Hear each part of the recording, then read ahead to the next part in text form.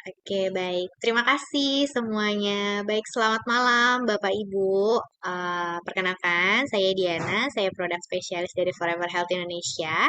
Dan malam hari ini kita akan membahas mengenai manfaat cocoa flavanol untuk detoksifikasi. Nah, mungkin Bapak Ibu sudah ada yang hadir ya di hari Selasa kemarin dan masih menyimpan nih beberapa pertanyaan. Nanti bisa juga langsung bertanya kepada Dokter Winda melalui kolom chat dan juga nanti jika Bapak Ibu ada yang ingin memberikan cerita atau kesaksiannya mengenai konsumsi cocoa flavanol, bisa juga memberikan kode di chat untuk saya ya. Nanti saya akan mempersilahkan Bapak Ibu untuk membuka kamera dan juga mikrofonnya.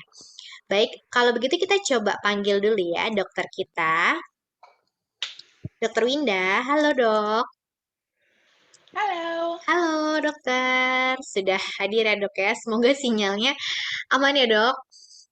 semoga aman ya.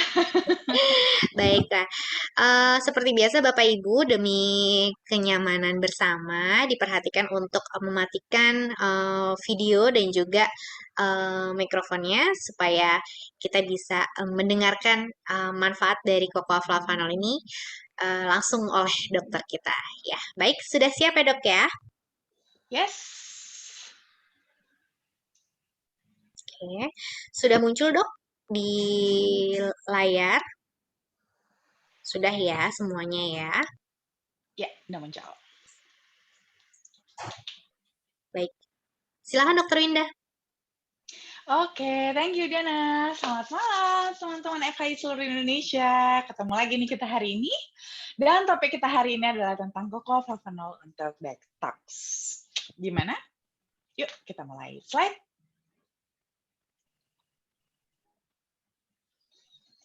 Oke, kalau ngomongin soal toksin, kalau ngomongin soal detox, sebelumnya kita ngomongin dulu tentu tentang toksin atau racun. Yang dikatakan toksin atau racun itu apa sih?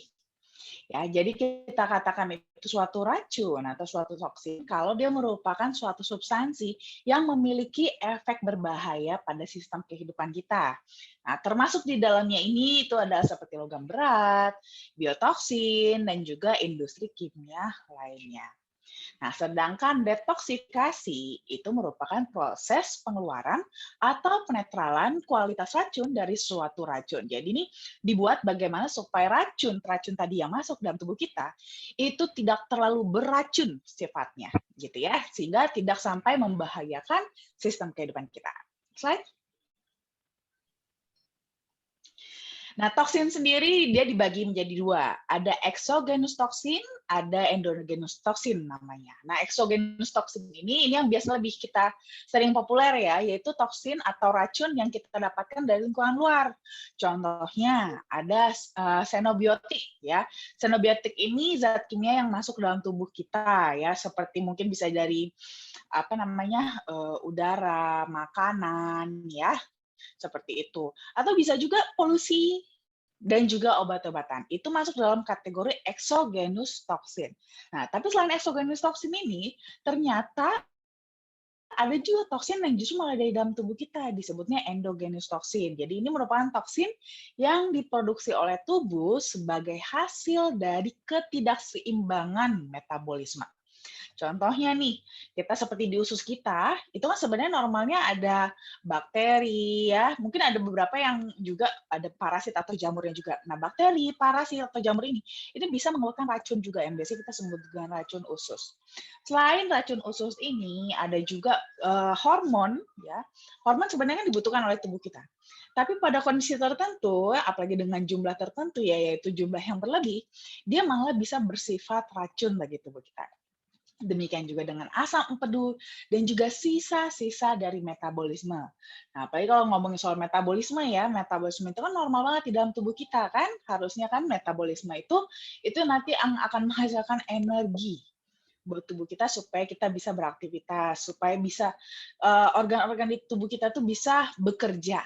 Nah, tapi dari hasil metabolisme itu ternyata tidak hanya menghasilkan energi saja, tapi ada sisa-sisanya atau ampasnya atau sampahnya. Nah, ini justru bersifat racun untuk tubuh kita. Slide. Nah, dalam proses detoksifikasi ini, itu ada organ yang berperan penting, yaitu yang terutamanya adalah hati atau liver. Nah, di liver inilah nanti akan terjadi proses detoksifikasi atau penetralan dan pengeluaran dari racun-racun yang yang masuk ke dalam tubuh kita. Nah, nanti setelah diolah, setelah racunnya dinetralisir gitu ya, dinetralisir oleh hati, baru nanti akan dikeluarkan melalui saluran pembuangan yang biasanya itu bisa lewat ginjal, kalau lewat ginjal itu nanti jadi lewat urin ya, atau lewat sistem pencernaan itu menjadi feses, atau bisa juga lewat kulit ya, jadi keringat ya, dan juga paru-paru. Lewat pernafasan juga bisa dikeluarkan. Nah, biasanya beberapa toksin ini itu bisa langsung dikeluarkan melalui jalur-jalur tersebut. Tapi ada juga beberapa toksin yang nggak bisa langsung keluar gitu aja. Sehingga si toksin ini harus diubah terlebih dahulu menjadi senyawa yang larut air, barulah nanti dilarutkan ke dalam air biar bisa dikeluarkan dari dalam tubuh. Nah, kalau terjadi kegagalan pada proses detoksifikasi atau detoksifikasi kita itu buruk, toksin yang harus jadi dikeluarkan, itu malah jadi nggak dikeluarkan. Akibatnya apa? Menumpuk di dalam tubuh, sehingga kadarnya makin lama akan semakin meningkat. Nah, kadar toksin yang gagal dikeluarkan dari dalam tubuh ini, itu sih nanti akan disimpan di jaringan lemak yang ada di dalam tubuh kita, di seluruh tubuh kita. Jadi bayangin ya teman-teman ya, semakin banyak kadar lemak di dalam tubuh kita, maka akan semakin banyak laci-laci atau tempat-tempat penyimpanan toksin yang ada di dalam tubuh kita. Berarti nggak bagus ya. Makanya harus hati-hati nih yang punya simpanan lemak yang banyak ya. Berarti jangan-jangan toksinnya juga banyak di dalam tubuh. Slide. Nah, tanda-tanda kalau kita punya detoksifikasi yang buruk tadi. Nah, mulai dari pertama, kita akan bisa mengalami kesulitan dalam mencerna lemak. Jadi lemak itu memang cenderung tuh disimpan dalam tubuh. Kayak itu makanya kita kayak gampang banget gitu naik berat badan. Itu malah karena itu dia lemaknya tidak tercerna dengan baik, tidak termetabolisme dengan baik, sehingga cenderung disimpan dan malah menjadi simpanan tempat-tempat simpanan toksin-toksin gitu ya. Lalu juga kita juga bisa mengalami bau mulut, jerawat ya, jerawat itu termasuk salah satu ciri-ciri detoksifikasi kita yang jelek. Terus juga kalau untuk yang cewek-cewek nih ya, yang wanita-wanita, itu kalau lagi PMS, itu sering mengalami kram PMS, itu hati-hati juga, itu sebenarnya suatu tanda-tanda adanya detoksifikasi yang buruk. Nah, lalu selain itu juga bisa mengalami hipoglikemia. Ya. Boleh dibantu di silent ya. Oke, lalu bisa juga nih mengalami hipoglikemia. Jadi tuh gula darahnya tuh malah terlalu rendah. Jadi kan memang kita taunya biasanya kan gula darah itu kan yang nggak bagus itu kan yang tinggi. Tapi pada kondisi detoksifikasi yang buruk, itu malah bisa terlalu rendah kadar gulanya. Dan ini sebenarnya bukan sesuatu yang bagus ya, malah bisa berbahaya dan seringkali malah kondisi hipoglikemi itu malah bisa mengancam nyawa. Nah, lalu juga kita gampang alergi dengan lingkungan, ya alergi debu, alergi dingin, dan yang lain-lain. Terus juga kita banyak ruam kulitnya, ya banyak ruam kulit, ya gatal-gatal seperti itu. Lalu juga sulit menurunkan berat badan. Padahal bawaan itu pengen diet, ya, tapi kok susah banget sih dietnya? Jangan-jangan kita punya detoksifikasi yang buruk. Slide.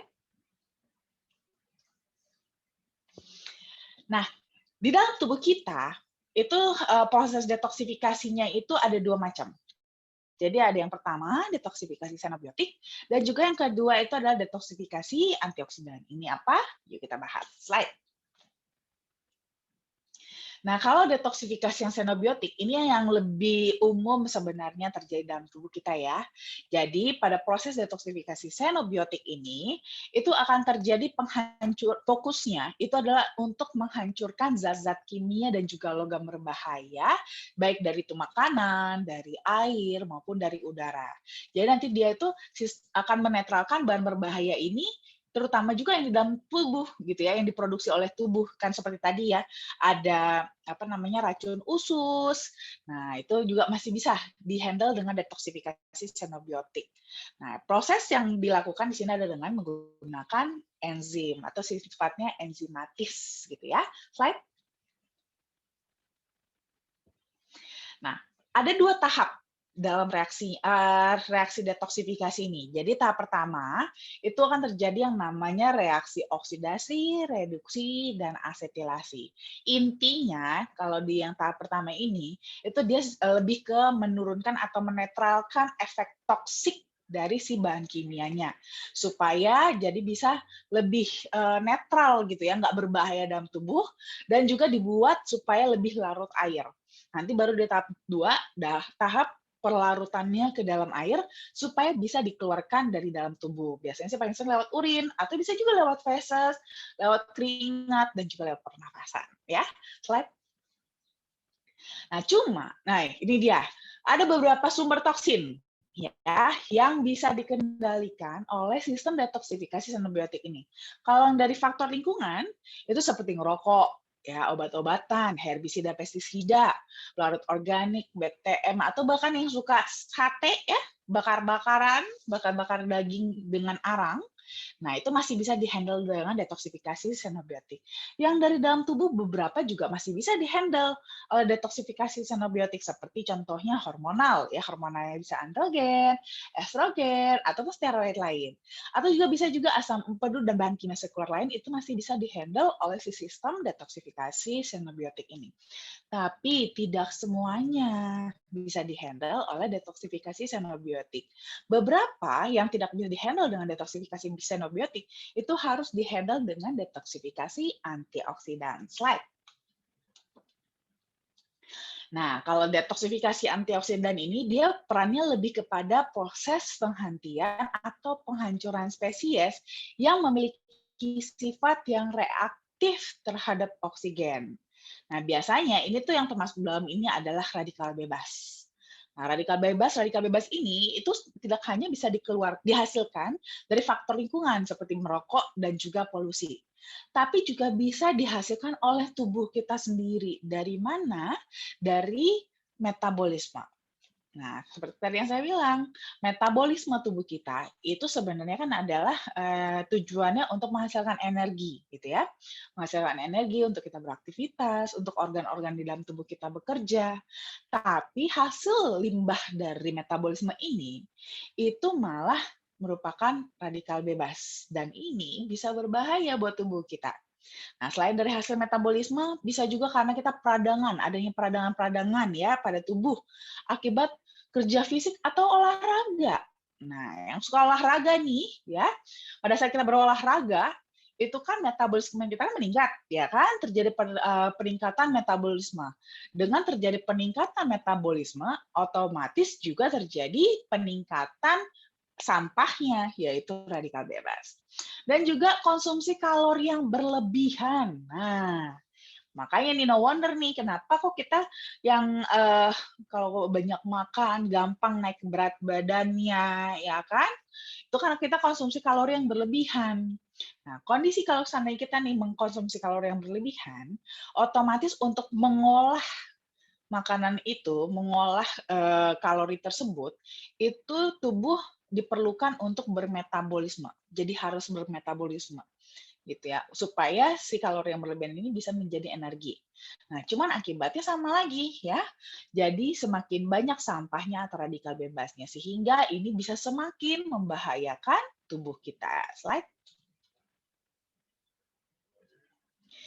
Nah, ini ada beberapa elemen pereduksi radikal bebas, seperti contohnya bisa menggunakan reaksi enzimatis antioksidan yang spesifik, atau bisa juga kita ambil dari antioksidan yang dari makanan, atau dari internal, atau juga bisa menggunakan fitokimia yang memiliki sifat antioksidan, seperti senyawa flavonoid dan juga terpenoid. Slide.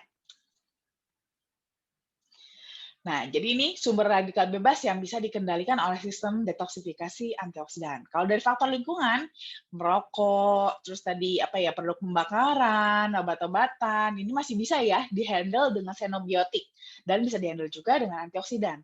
Tapi radiasi UV dan ozon itu tidak bisa dengan xenobiotik sehingga harus menggunakan detoksifikasi antioksidan untuk menetralisirnya.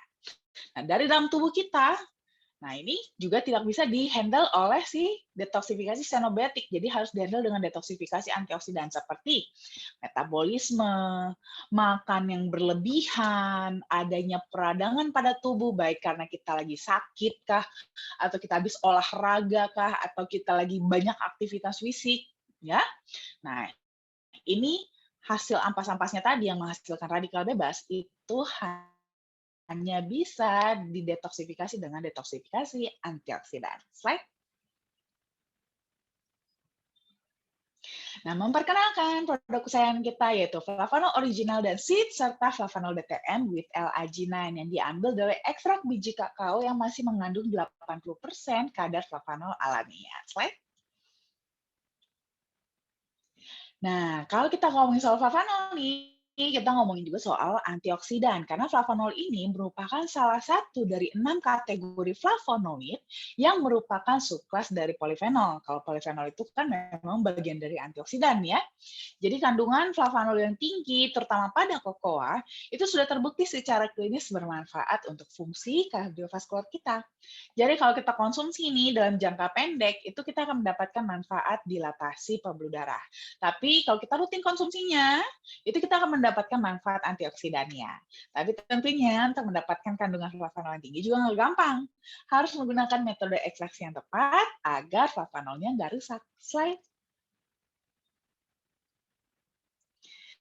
Nah, uniknya di sini, flavonoid pada coklat ya, terutama rantai katekin dan epikatekinnya, itu justru terdapat pada molekul yang panjang. Di mana? Karena dia adanya di molekul yang panjang, itu dia memiliki perjabangan cabang-cabang tangannya itu lebih banyak. Sehingga dengan tangan yang lebih banyak, dia itu bisa berikatan dengan logam berat, dengan radikal bebas, itu bisa lebih banyak yang diikat. Sehingga selain tadi jumlahnya dia yang tertinggi, tapi karena juga per masing-masing dari si molekulnya ini panjang dan bertahan banyak sehingga efektivitasnya atau kemampuannya, kapasitasnya dia untuk mengikat radikal bebas maupun logam berat itu jauh lebih tinggi dibandingkan dari sumber-sumber makanan yang lain. Slide. Nah, selain ada flavanol, ada juga L-arginine. Nah, arginine ini dia sebuah asam amino esensial. Nah, di mana biasanya kita butuhkan itu terutama untuk memproduksi protein, untuk nantinya di metabolisme dalam tubuh. Nah, biasanya arginine ini karena memang dia dari asam amino yang esensial ya, sehingga kalau tubuh kita butuh nih, tubuh kita nggak bisa bikin sendiri. Jadi kita harus mendapatkannya dari asupan dari luar. Nah, ini biasanya kita ngambilnya bisa dari daging merah, bisa dari daging ayam, daging ikan, produk olahan susu, kacang kedelai, gandum utuh, atau kacang-kacangan lainnya juga bisa. Ya, slide. Yang menjadi keunikan di sini, arginine itu ternyata teman-teman bisa dirubah menjadi nitric oxide. Jadi untuk beberapa case teman-teman yang punya masalah nih pembuluh darahnya itu rusak banget, yang dimana sudah distimulasi dengan flavanol pun dia nggak sanggup untuk memproduksi nitric oxide. Nah, peran itu bisa digantikan sementara oleh arginine. Jadi arginine itu bisa berubah menjadi nitric oxide untuk menjaga pembuluh darah kita lebih baik sambil nanti pembuluh darah kita diperbaiki sampai mampu untuk memproduksi nitric oxide-nya sendiri. Nah, nanti baru deh kita bisa mendapatkan aliran darah yang lebih lancar. Tapi nggak cuma itu juga, arginine juga punya peran dalam merangsang pelepasan hormon-hormon, ya seperti hormon pertumbuhan untuk anak-anak, hormon insulin buat yang diabetes, ataupun senyawa lain di dalam tubuh kita. Slide. Nah, untuk ekstraksi flavanol sendiri itu sudah kita patenkan ya oleh produsen kita yaitu Barry Callebaut, di mana metode yang mereka gunakan ini itu berbeda dibandingkan metode konvensional, metode pembuatan coklat yang konvensional. Metode yang mereka gunakan ini itu sudah terbukti dapat mempertahankan hingga 80% flavanol kakao yang ada secara alami. Dan ini karena sudah dipatenkan, sehingga di dunia hanya mereka satu-satunya yang bisa memproduksi dan menggunakan metode ini dalam mengekstraksi flavanol. Slide.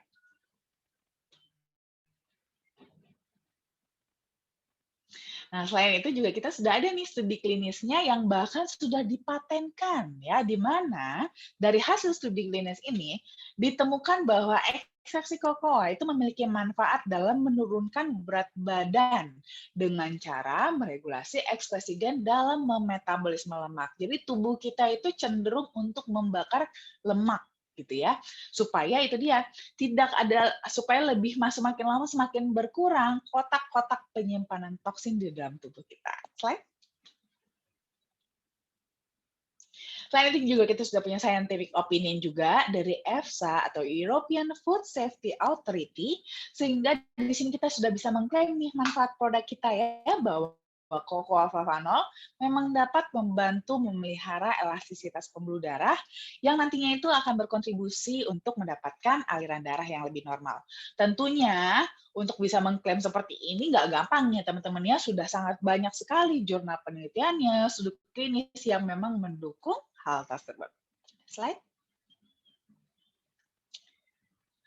Nah, jadi kalau untuk teman-teman yang mau konsumsi, itu bisa mengkonsumsi flavanol original ataupun yang sweet, itu cukup dosisnya 3-5 gram sehari. Itu sebenarnya sudah cukup sih memenuhi ya kebutuhan tubuh akan flavanol. Tapi mungkin dosisnya juga boleh disesuaikan sesuai dengan kondisi tubuh teman-teman, case per case. Atau boleh juga mengkonsumsi flavanol DTM with LRG9. Ini bisa dikonsumsi 1 saset per hari untuk maintenance atau 2 saset per hari untuk booster. Itu dia, sekian dari saya. Terima kasih.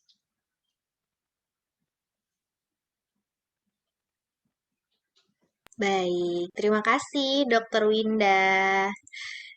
Terima kasih dok untuk materinya ya luar biasa sekali. Pasti sangat bermanfaat nih untuk Bapak Ibu yang hadir pada malam hari ini. Baik, kalau begitu sebelum saya bacakan pertanyaan ya dok ya, saya akan memberikan informasi mengenai acara-acara yang akan dilaksanakan oleh FAI dalam waktu dekat. Nah ini dia. Ini adalah nomor konsultasi medical consultant kami, yaitu Dr. Winda. Bapak Ibu bisa menghubungi di nomor 0878 1706 6067. Nah, ini berlaku hanya untuk chat WhatsApp saja ya Bapak Ibu ya. Kemudian kita ada promo sampai dengan tanggal 30 April, Bapak Ibu bisa menciptakan warrior, itu Bapak Ibu akan mendapatkan trip gratis ke USA. Wow, luar biasa ya. Selanjutnya sampai dengan tanggal 24 Februari nih bagi Bapak Ibu yang mengejar peringkat star dari tanggal 15 sampai 24 Februari itu akan mendapatkan kesempatan untuk duduk bersama CEO kami di acara nanti tanggal 26 Februari. Segera dapatkan ya Bapak Ibu ya. Ayo segera dikejar peringkat starnya ya.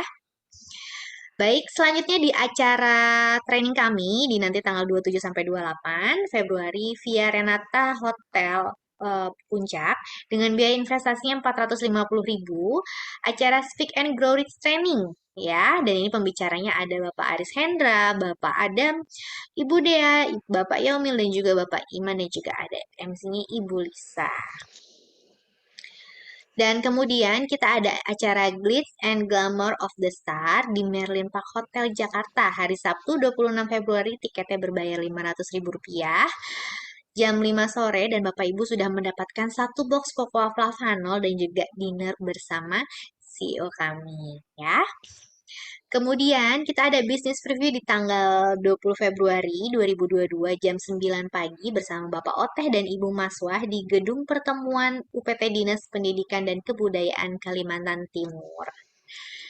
Kemudian kita nanti di hari Sabtu ada bisnis preview bersama Bapak Aris Hendrawardana, Ibu Lisa, dan juga Ibu Mei dengan tiket berbayar Rp20.000. Bapak Ibu bisa mendapatkan lucky draw produk senilai Rp3 juta. Acaranya jam 2 siang di Rumah Makan Wulansari, Bekasi. Kemudian besok kita ada Zoom Fit Forever Income Training dengan judul Daftar Nama oleh Bapak Yomil Putra. Hari Jumat jam 20 atau jam 8, Bapak Ibu bisa mengajak dan mengundang rekan sebanyak-banyaknya. Baik, itu dia ya acara-acara dan juga promo yang FI berikan untuk Bapak Ibu. Selanjutnya saya ada pertanyaan ya dok ya, dari Ibu Dwi. Selamat malam dokter dan Diana. Selamat malam Bu Dwi. Mau menanyakan Halo masalah Dwi. sinus dok. Oke, kalau untuk sinus, sebenarnya sinus itu hmm, dia itu lebih ke suatu reaksi, eh, bisa dibilang seperti reaksi termasuk dalam reaksi alergi ya, Alergi ya dok ya. hipersensitivitas. Iya, hipersensitivitas terhadap tergantungnya pemicunya apa. Bisa karena faktor dingin, debu, atau bisa macam-macam sebenarnya. Jadi memang ini termasuk salah satu reaksi alergi juga. Untuk kasus seperti ini, sebenarnya kan itu dia ya, terjadi hiperreaksi dari sistem imun kita. Dengan konsumsi kokoaflavanol itu bisa untuk membantu menekan itu. Jadi antioksidannya dibuat supaya tidak terlalu sensitif banget, sehingga tidak terlalu gampang untuk terpicu gitu ya. Nah, selain itu juga antiinflamasi, kandungan antiinflamasi dari kokoaflavanol juga bisa membantu untuk mengurangi peradangan pada sinusnya sehingga bisa lebih nyaman kalau seandainya sudah keburu kumat. Jadi ini boleh untuk dikonsumsi kokoaflavanolnya. Bagusnya sih lebih ke buat maintenance ya, supaya mencegah jangan gampang kumat sinusnya. Tapi kalau nanti lagi kumat sinusnya, boleh dosisnya agak dinaikkan daripada dosis biasa untuk mengurangi peradangannya. Ya, mungkin untuk maintenance-nya sih dosisnya cukup 5 gram juga masih cukup kok. Oke, baik. Terima kasih, Dokter Winda. Nah, itu tadi ya Bu Dwi ya. Jadi bisa untuk maintenance juga dengan konsumsi flavanol minimal mulai dari 5 gram. Kemudian dari Ibu Komaria, dokter saya mau nanya, tenggorokan saya seret dan sakit bagusnya berapa kali minum coklatnya, dok? Oke, nah ini sebenarnya tenggorokan seret dan sakit, ini kemungkinan ibu sedang ada infeksi sebenarnya ya, sedang ada peradangan pada eh, nasofaringnya gitu ya. Nah di sini sih sebenarnya idealnya itu dicek sih eh, masalahnya apa, penyebabnya apa. Kalau memang sedang ada infeksi bakteri, sebaiknya memang mengkonsumsi antibiotik. Atau bisa kalau infeksi virus itu bisa konsumsi, nggak harus konsumsi antibiotik ya, jadi lebih ke obat-obatan yang menangani gejala dan boleh juga untuk meningkatkan imunitas. Salah satunya boleh dengan mengkonsumsi kokoaflavanol. Kayak gini nih, lagi sakit kebetulan kan. Nah, kalau lagi sakit, mungkin ibu boleh mengkonsumsi 2 kali lipat lebih banyak daripada ibu konsumsi seperti biasa. Nah, ini tergantung nih Bu Komaria minumnya biasanya berapa. Kalau minumnya biasanya 1 kali 5 gram, mungkin nih kalau lagi sakit itu bisa mengkonsumsi 2 kali 5 gram. Jadi disesuaikan aja dengan biasanya ibu konsumsi berapa kali, itu di 2 kali lipatkan kalau seandainya kondisi tubuh ibu sedang nggak enak. Ya, Oke, baik. Terima kasih, dokter. Semoga sehat selalu ya, Bu Komariah ya. Karena kan juga lagi serem ya, dok ya. Saat ini lagi puncaknya banget ya.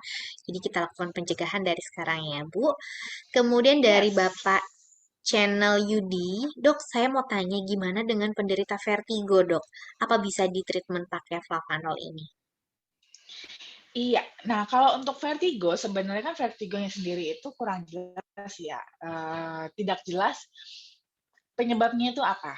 Jadi ada beberapa hipotesa atau dugaan ya penyebab dari vertigo itu bisa karena ada gangguan pada rumah siput yang di dalam telinga, atau bisa juga ada gangguan pada sirkulasi darah. Nah, cuman ini memang belum bisa dipastikan sebenarnya yang mana yang menyebabkan vertigo. Tapi yang pasti, kalau seandainya yang menyebabkan vertigonya karena gangguan pada sirkulasi darah, itu bisa dibantu dengan kokoaflavanol ya, karena kokoaflavanol dengan kandungan flavanolnya itu bisa memicu produksi nitric oxide untuk membuat pembuluh darah lebih elastis sehingga aliran darah bisa lebih lancar.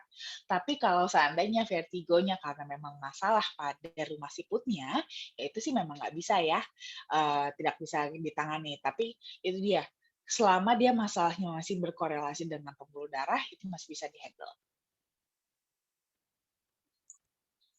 Oke, baik. Terima kasih, Dokter Winda. Baik, selanjutnya dari Ibu Eni di Batam. Assalamualaikum, Waalaikumsalam, Ibu. Selamat malam, Dokter Winda dan Mbak Diana. Selamat malam, Bu. Dokter patah tulang pada paha di usia lanjut sudah dilakukan operasi oleh dokter. Apakah Flavanol bisa membantu untuk penyembuhannya, Dok? Terima kasih.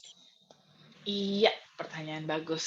Nah, ini boleh ya, boleh banget untuk dikonsumsi Flavanol, apalagi kan ini sudah usia lanjut.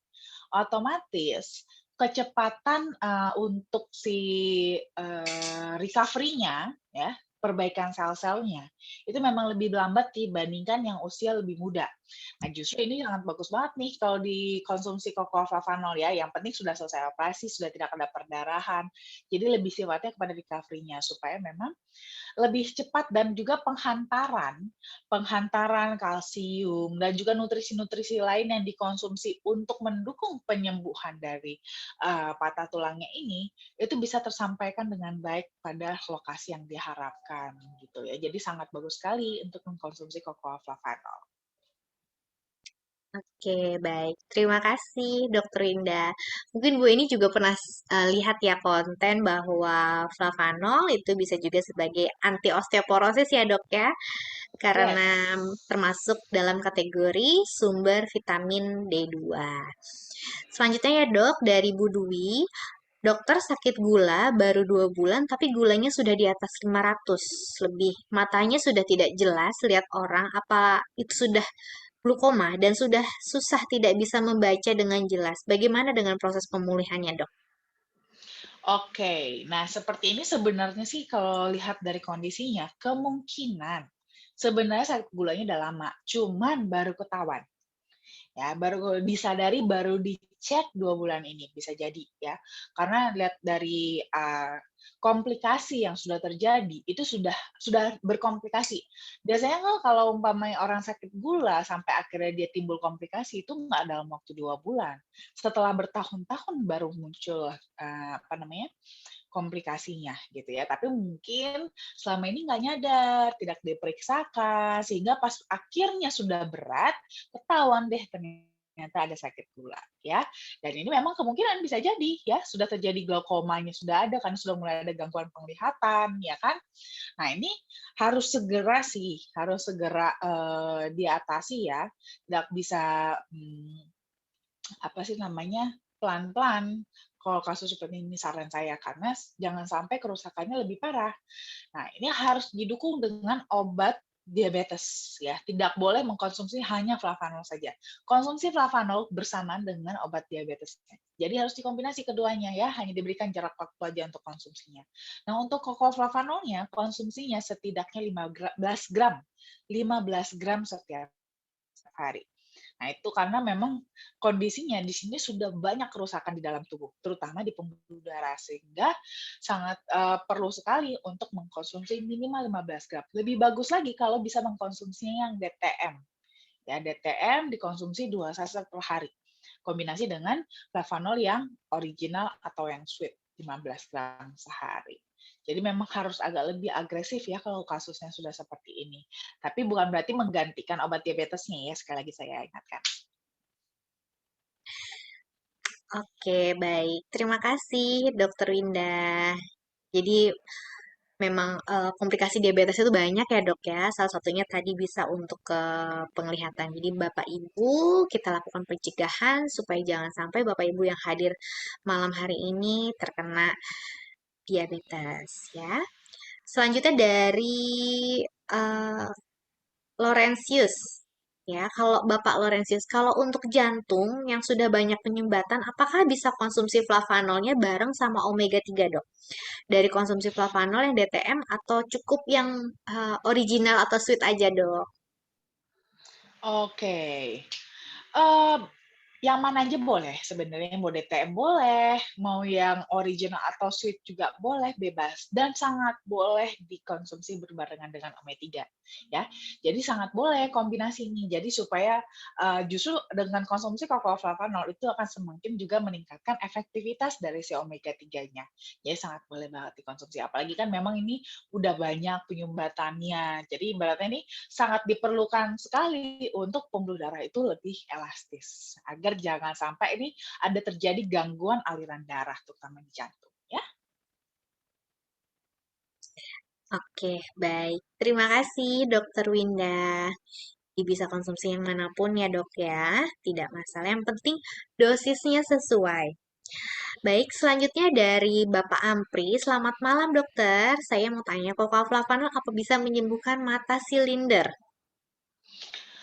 Kalau mata silinder itu sebenarnya lebih kepada kelainan genetik sih sebenarnya ya.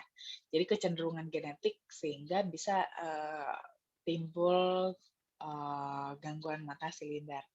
Nah, kalau untuk ini sih sebenarnya kalau disembuhkan mah nggak bisa. Flavanol tidak bisa menyembuhkan apa-apa, ya. Karena flavanol itu bukan obat, ya. Jadi dia lebih kepada menstimulasi regenerasi sel sehingga fungsi-fungsi dari sel-sel tubuh kita bisa kembali normal. Nah, di sini flavanol bisa saja sih sebenarnya ya membantu untuk kasus silinder seperti ini lebih kepada nutrisi jadinya. Karena biasanya nanti kalau yang seperti ini, itu memang ada masalah pada pemberian nutrisi ke jaringan mata, ke organ mata. Nah, ini dengan konsumsi flavanol, antioksidannya bisa membantu juga ya untuk menstimulasi regenerasi sel-sel mata dan juga memastikan aliran darah ke mata tetap baik. Nutrisi-nutrisi yang dikonsumsi itu bisa sampai ke mata dan menutrisi sel-sel mata. Sehingga silindernya bisa lebih berkurang atau yang bahkan yang belum silinder jadi tidak silinder gitu ya, membantu untuk mencegah masalah pada penglihatan gitu pada mata. Tidak hanya untuk silinder aja sih, jadi silinder bisa, minus bisa, ya plus juga bisa. Oke, baik. Terima kasih, Dokter Winda. Mungkin sudah pernah mendengar dari salah satu leader kita ya, Dok ya, Bapak Yomil, cerita tentang matanya. Saya kurang paham itu plus atau silinder, tapi merasakan ya, Dok ya, manfaatnya menurun. Jadi menurun minusnya ya. Kalau nggak salah minus ya, Dok ya. Jauh lebih baik. Oke, selanjutnya dari Ibu Indawati. Selamat malam, Mbak Diana dan Dokter Winda. Selamat malam, Bu Indah. Saya mau tanya ini, customer saya ada penyakit ginjalnya usia 67 tahun. Itu cara minum flavanolnya gimana dan aturan minumnya, Dok? Oke, untuk kasus ginjal ini akan tergantung. Penyakit ginjalnya apakah sudah hemodialisa atau cuci darah atau masih belum? Gitu. Kalau seandainya masih belum, sebenarnya begini, baik sudah cuci darah atau belum, dua-duanya bisa mengkonsumsi flavanol dan yang dianjurkan untuk masalah ginjal itu mengkonsumsi flavanolnya 15 gram sehari. Cuman yang membedakan adalah kalau seandainya masih belum cuci darah, itu nggak ada masalah kalau mengkonsumsinya diseduh, gitu ya. Nah, tapi kalau seandainya sudah sudah cuci darah, tidak terlalu dianjurkan untuk mengkonsumsi yang diseduh. Jadi lebih biasanya untuk yang sudah cuci darah lebih dianjurkan untuk mengkonsumsinya DTM ya 2 saset per hari. Tapi kalau nggak mau DTM, maunya tetap juga lebih prefer yang original atau yang sweet, boleh juga nggak apa-apa. Cuman cara mengkonsumsinya itu pada saat menyeduhnya, itu airnya nggak usah terlalu banyak. Karena kan kalau sudah cuci darah kan ada pembatasan asupan cairan tiap hari, ya kan? Jadi airnya nggak usah banyak-banyak, nggak harus sampai 1 gelas penuh gitu ya, sedikit aja. Ya, 15 gram dari flavanol itu dilarutkan dengan air sekitar 20 sampai 30 cc aja cukup. Jadi hanya sekedar larut langsung diminum. Jadi minumnya kental gitu ya, lebih lebih pekat minumnya gitu. Jadi itu nggak masalah ya. Yang penting lebih kepada nanti dibedain aja kalau seandainya sudah cuci darah berarti airnya sedikit atau nggak pakai yang DTM, Atau kalau seandainya masih belum cuci darah, cuman sudah ada masalah ginjal, boleh pakai yang diseduh.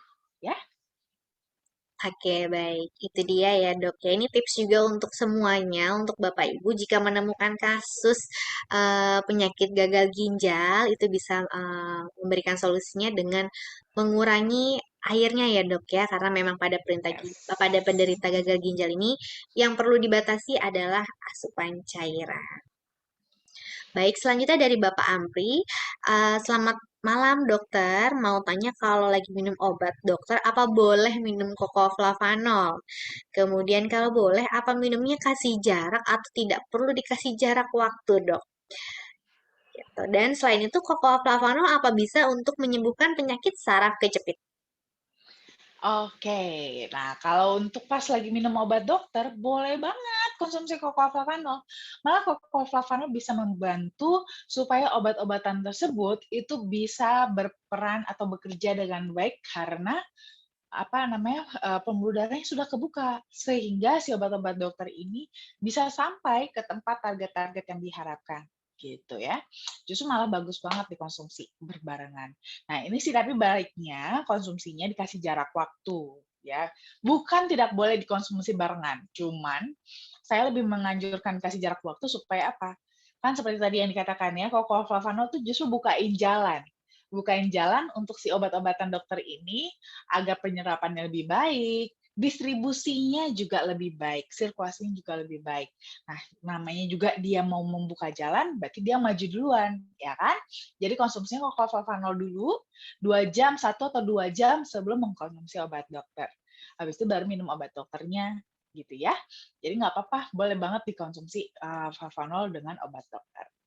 Nah, kalau untuk kasus saraf kejepit, nah, sebenarnya pemahaman dari saraf kejepit ini juga macam-macam ya.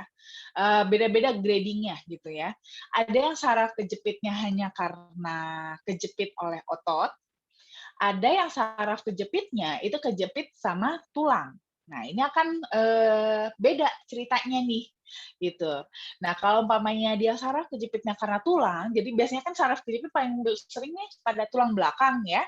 Di tulang belakang kita itu dia kan seperti ini antar tulangnya ya, antar persendian. Nah, di antara sendi-sendi ini itu tempat keluarnya persyarafan kita. Nah, kasus saraf kejepit yang karena tulangnya ini dempet seperti ini, akhirnya dia menjepit persyarafan, itu tidak bisa Flavanol saja ya. Kenapa? Karena Flavanol tidak bisa memindahkan tulangnya.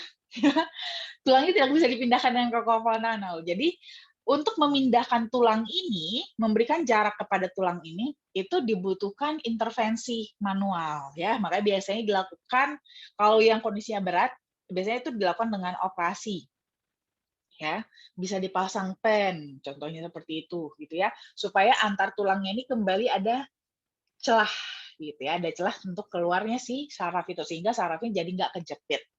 Nah, kalau seandainya kasusnya seperti ini, Flavanol hanya lebih kepada mempertahankan si persyarafannya jangan sampai terlalu rusak akibat tadi dijepit oleh si tulang tersebut.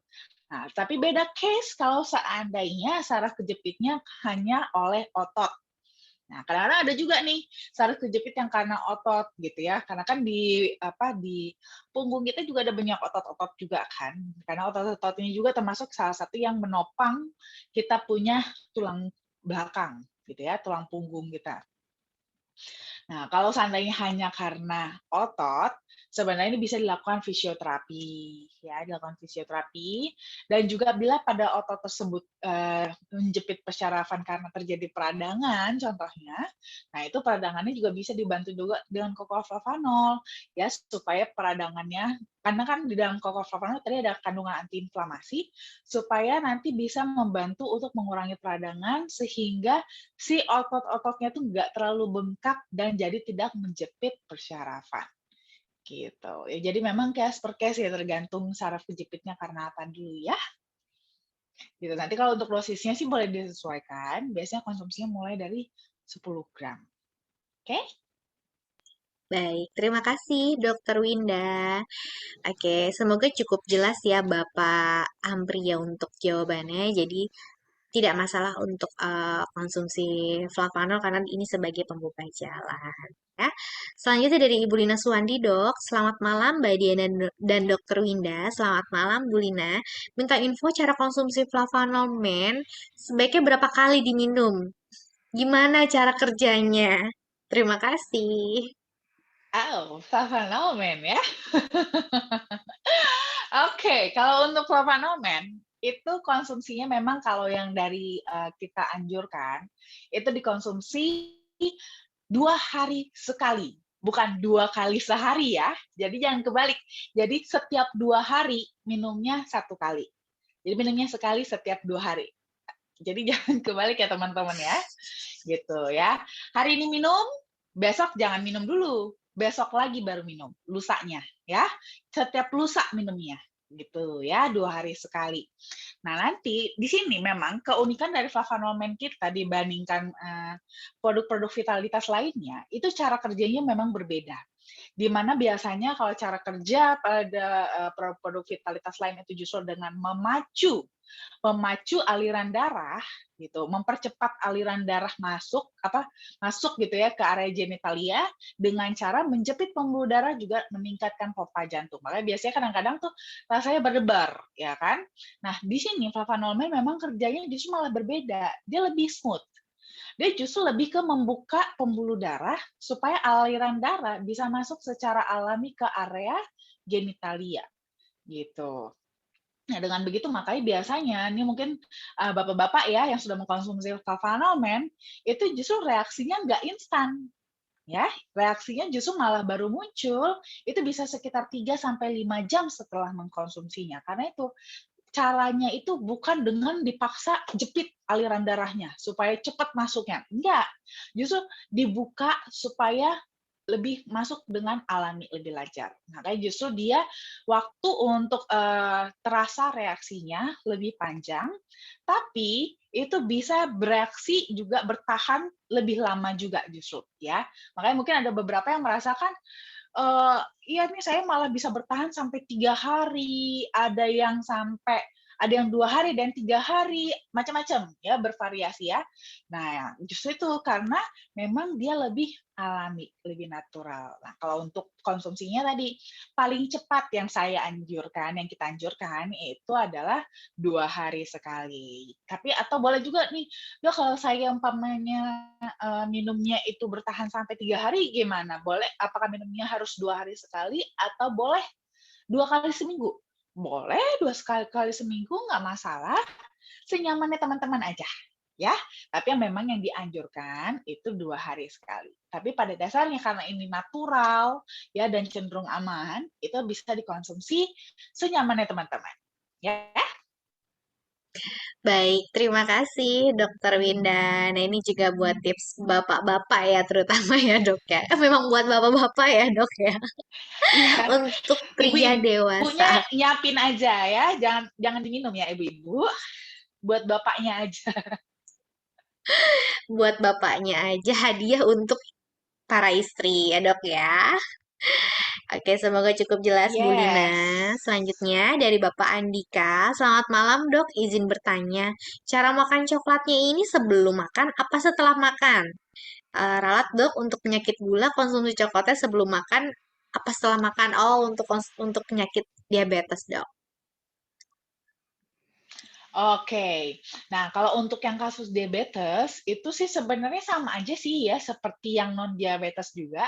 Itu konsumsinya boleh sebelum makan, boleh juga setelah makan. Sebenarnya pada dasarnya sih mengkonsumsi ketoprofen kapan aja bisa sebenarnya. Cuman kalau mau lebih baik, gitu, apalagi kan kasusnya di sini pada diabetes ya, lebih direkomendasikan mengkonsumsinya itu sebelum makan. Kenapa? Karena mengkonsumsi ketoprofen sebelum makan itu membantu juga untuk mencegah penyerapan gula berlebih gitu ya. Jadi sebenarnya tidak hanya untuk yang diabetes ya, termasuk juga buat yang lagi diet ya, diet gitu ya supaya jangan terlalu banyak kalori yang terserap, itu bisa mengkonsumsi dengan minumnya itu sebelum makan. Gitu ya, boleh-boleh. Oke, baik. Terima kasih Dokter Winda. Oke, selanjutnya dari Ibu Nur Maulida di Medan. Buat sakit yang kasus saraf kejepit ya mungkin ya dok, menimpa saraf Ya, mata sehingga mata jadi sering eh, jedutan. Bisa nggak dengan flavanol dok? ya ini benar saraf ketujuh. Saraf kranial ketujuh ya, itu memang saraf untuk persyarafan untuk yang ke wajah ya, fasial. Nah, ini memang biasanya efeknya itu paling sering dia kedutan ya. Kayak rasanya kedut-kedut gitu ya. Nah, ini sebenarnya boleh juga dengan ketoprofanol, tapi sebenarnya akan kembali lagi ya. Kembali lagi masalahnya itu pada saraf ketujuhnya apa gitu. Kenapa bisa ada masalah tersebut pada syaraf ketujuh? Apakah pernah ada stroke kah? Ada riwayat stroke kah? Atau ada riwayat kecelakaan? Atau apa gitu ya? Nah, ini akan tergantung. Nah, kalau seandainya karena mungkin sebelumnya dari riwayat stroke sehingga mengakibatkan yang kena itu kebetulan saraf kranial ketujuh. Nah, ya, C7-nya yang kena. Nah, itu masih bisa sih ketoprofanol ya membantu juga karena kan ketoprofanol itu bisa membantu untuk membuka aliran darah supaya suplai darah ke area persyarafannya itu bisa lebih baik sehingga bisa membantu untuk proses recovery dari si sel-sel sarafnya. Nah, tapi termasuk juga kalau sebenarnya kasusnya itu karena mungkin sebelumnya ada trauma ya atau cedera. Nah, selama itu belum cedera permanen, ya, belum kerusakan yang menyeluruh, itu sih masih bisa sebenarnya dibantu untuk recovery-nya ya.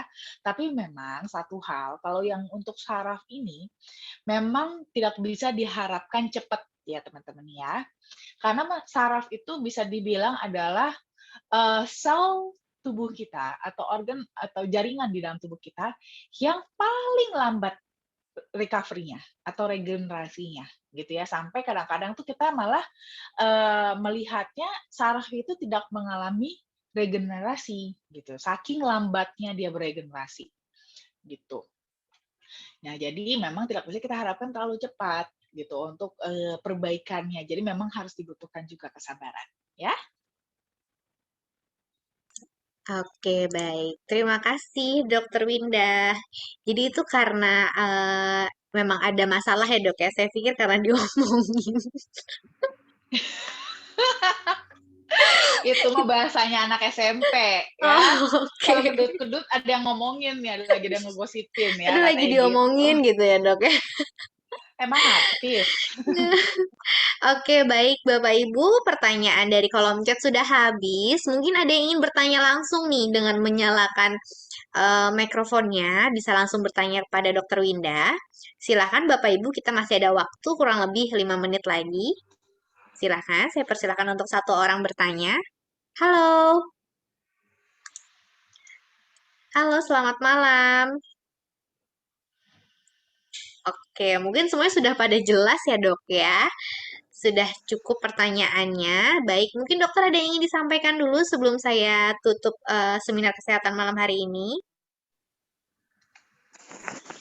Oke, tidak pernah bosan-bosannya saya mengingatkan teman-teman untuk stay safe ya dengan kondisi yang sekarang walaupun memang sih Omikron walaupun sekarang sedang merebak, tapi memang tidak terlalu mengkhawatirkan dibandingkan generasi-generasi sebelumnya. Tapi bukan berarti kita jadi lengah juga ya. Jadi tetap terus minum flavanolnya untuk semakin memperkuat imunitas kita supaya dengan kondisi walaupun dengan kondisi seperti ini tapi kita bisa tetap beraktivitas dengan normal. Dan sekali lagi saya ingatkan jangan lupa ya segera beli tiket untuk acara kita tanggal 26 karena itu akan menjadi event terbesar tahun ini. So, saya tunggu di sana. Baik, terima kasih Dokter Winda. Itu dia Bapak Ibu ya pesannya. Jangan lupa untuk tetap jaga stamina dan patuhi prokes dan juga jangan lupa untuk beli tiket ya atau Bapak Ibu bisa mengejar peringkat star nih supaya nanti Bapak Ibu bisa duduk di bangku paling depan bersama CEO Forever Healthy Indonesia. Baik, kalau begitu saya Diana, Atau saya kalau mau duduk sama aku boleh nggak Diana? Oh, boleh, Dok. Kalau Boleh, mungkin boleh. Tuh Boleh boleh ya. banget. Boleh banget. Jadi kejar starnya ya, biar boleh duduk sama aku satu meja. Biar bisa konsultasi Oke. gratis ya, Dok ya. Konsultasi gratis sepanjang event ya. Terima kasih Dokter Winda. Baik, kalau begitu terima kasih banyak Dokter Winda dan Bapak Ibu yang hadir malam hari ini. Saya Diana, saya undur diri. Terima kasih dan selamat malam semuanya. Selamat Malam. istirahat. Kasih. Terima kasih Bu Masita, terima kasih Bu Dwi, terima kasih Pak Andika, semuanya terima kasih. Bertanya,